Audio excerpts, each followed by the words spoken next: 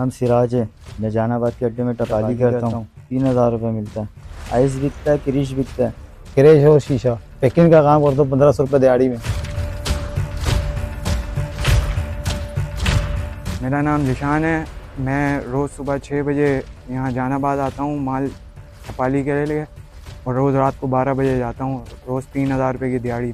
जहानाबाद के अड्डे पे हम टपाली करता है, 3000 रुपये दिहाड़ी मिलता है हमको।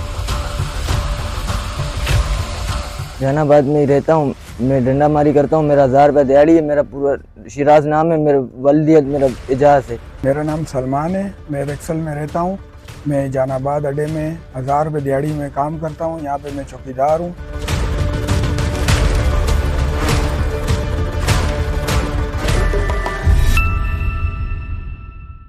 मेरा ताल्लुक़ यहाँ से रेक्सल से। मैं जहानाबाद का रहायशी हूँ और मेरा नाम सलमान है। हूँ अड्डे के ही 7-8 महीने हो गए तकरीबन। हम जैसे ही खड़े थे तो हमने देखा कि पुलिस आ गई, चारों तरफ से हमें घेर लिया। जो वहाँ पे जो लड़के खड़े हुए थे तो वहाँ से पुलिस के इधर से भी फायरिंग चालू हो गई, वहाँ से पुलिस की तरफ से फायरिंग वगैरह चालू हो गए। तो तकरीबन गवर्नमेंट ने तकरीबन जैसे आए तो 2 मुकाबले में और ज़ख्मी हो गए। बाकी 6 लड़के हम लोग थे, तकरीबन 5 उनके तो वहाँ पे अंदर खड़े थे लड़के, वो भी पकड़े गए। 2 ज़ख्मी भी हो गए और तो मुझे भी पकड़ के ले आए। तकरीबन 8 बंदे थे, हमें पकड़ के ले आए। मुकाबला हो गया तो 7 लोगों का। तो उधर से आइस भी मिले और तकरीबन 3 के 4 पिस्टलें भी उनके पास लड़कों के पास थे, वो भी मिल गए।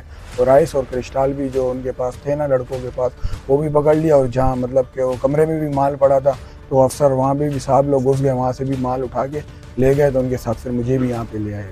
ये जो कलाशन लेके जो मोर्चे पे खड़ा होता है जी बंदा जी, इसके बारे में बताएं। ये कितनी तनख्वाह लेता होगा, इसकी क्या दिहाड़ी होगी, इसकी ड्यूटी टाइमिंग क्या क्या होता है? सर उनका अलग हिसाब किताब है। हम खाली एक चौकीदार है, हम खाली एक चौकीदारी करते हैं। उनका तो बड़ा हिसाब किताब है। और किसी काम में उंगली नहीं करो, बस हम ज़्यादा अंदर नहीं घुसते। अगर अंदर घुसते हैं तो फिर वो पकड़ के मारते हैं, तो बहुत गंदे तरीके से मारते हैं। डंडे होते हैं, अंदर ले जाते तो फिर वो जुल्म करते हैं। टॉर्चर सेल है? हाँ, हर चीज़ है। टॉर्चर सेल है, अंदर बनाए हुए कमरे बनाए हुए हैं अलग से। तो हम अपने चौकीदारी में ही करते हैं। 1000 रुपये मिलते हैं।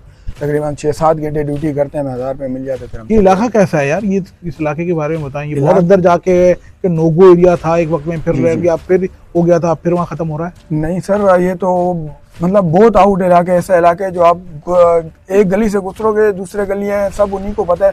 आप जाओगे आपको पता ही नहीं लगेगा इंसान कहाँ से कहाँ घुस के निकल जाता है, आपको समझ ही नहीं आएगा। बस वो यहीं के रिहायशी है, उनको सब पता है, इलाका घर है सब पता है। कहीं भी घुस जाते हैं, इनको कोई मतलब बोलता नहीं है कि आप यहाँ पे कैसे आ गए। वो घुस सकते हैं, आप जाओगे तो आपके आगे पीछे आ जाएंगे। इनके अड्डों पे मिलता क्या क्या है? ये आइस और क्रिस्टल मिलते, क्रिस्टल मिलते हैं सर। और ये कैसे आता, कैसे इनका माल यहाँ सर उन्हीं के अपने लड़के मेन बंदे हैं, वही जाते हैं लाते हैं। अब ये पता नहीं लगता कि कहाँ से ये लाते हैं, कहाँ से ले जाते हैं। कराची पुलिस कैसा काम कर रही है? कराची पुलिस माशाल्लाह भी मैंने तकरीबन पहले ये अड्डा मतलब बंद हो कर दिया था। पहले तो मतलब अच्छा तरीके से चल रहा है, 20 सालों से तकरीबन ये चल रही है। जब राजा साहब आए थे तो फिर राजा साहब ने माशाल्लाह इनको सबको बंद करा दिया था, काम बंद हो गया था। तो उस टाइम तो मैं ड्यूटी नहीं करता था, तो उस टाइम अमन था। ये राजा तो बहुत सारे हैं पुलिस में, आप कौन से राजा? नहीं, राजा खालिद साहब की मैं बात कर रहा हूँ, PTD वाले। बस ये देखा था कि जब आए थे वो तो माशाल्लाह काफ़ी अमन कर दिया था। तो फिर वो चले गए, तो फिर हम भी यहाँ पे आ गए, काम करने लग गए। तो फिर जब चले गए तो अड्डा चालू हो गया। जब हम यहाँ पे लगे तो अभी फिर राजा खालिद साहब ने फिर अभी एंट्री की है।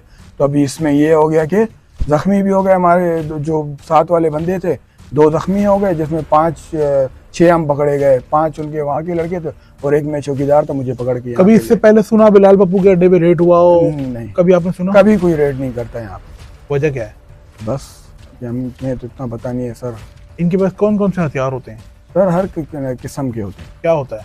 राशन भी है, पिस्टल भी है सर। हाँ, हर चीज़ है जी सर। और लड़के किस तरह के ये लोग रखते हैं? यहाँ के लोकल लगते हैं या बाहर से? नहीं सर, कोई कहते हैं बाहर से मंगाते हैं। अब इतना हमें जानकारी नहीं है कि ये कहते हैं कि बाहर से ये मंगाते हैं, पता नहीं, ऐसे ही कुछ कहते हैं सर। तो ये हर गली के कोने में मोर्चा लगता है? हर गली के कोने में तो इनके लड़के होते ही हैं, लेकिन जो अलग है ना, जो 5-6 होते हैं ना, वो यहाँ पे तकरीबन लाजमी खड़े होते हैं अड्डे में। बाकी तो हर गली में इनके लड़के हैं। ये खास लोग होते हैं? खास ही इनके अपने ही हैं। और कितने रास्ते होते होंगे यहाँ अगर कोई कानून नाफिज करने वाला है? नहीं सर, बहुत रास्ते हैं यहाँ पे, बहुत, एक नहीं है, बहुत रास्ते हैं यहाँ से। ये जो गैंगवार है और जो मंशायत फरोश है, सिर्फ एक सिंध पुलिस है, इसी से ही डरती है। बाकी माशाल्लाह राजा साहब से भी बहुत डरते हैं ये लोग। सबने और संभाला है तो तकरीबन ये देख रहे हैं यहाँ पे मतलब गैंगवारों का निज़ाम चल रहा है। पहले अर्शिद पप्पू का नाम चलता था, तो फिर अभी इसका भाई है बिलाल पप्पू, तो उसका मतलब सारा यहाँ पे होल्ड है। तो ये मंशायत का अड्डा है। तो मैं यहाँ पे मैं भी काम करता हूँ, 8-9 महीने हो गए मैं भी यहाँ पे काम करता हूँ। तो तकरीबन जब काफ़ी टाइम से ये काम गैंगवारी निज़ाम चल रहा था हिसाब किताब, तो फिर उसके बाद राजा साहब आए तो उन्होंने इस जगह को क्लियर किया, बहुत बेहतरी हो गई थी। तो जब साहब फिर चले गए तो फिर उसके बाद फिर ये अड्डे वगैरह चालू हो गए। तो अभी हम भी यहीं पे तकरीबन 6-7 महीने हो गए ड्यूटी दे रहे हैं, यही चौकीदारी का काम कर रहे हैं कि मतलब जैसे कि लोग आगे पीछे 4-5-6 जवान इनके असलों के साथ अड्डे के ऊपर एनी टाइम क्लाशनों के साथ खड़े ही होते हैं।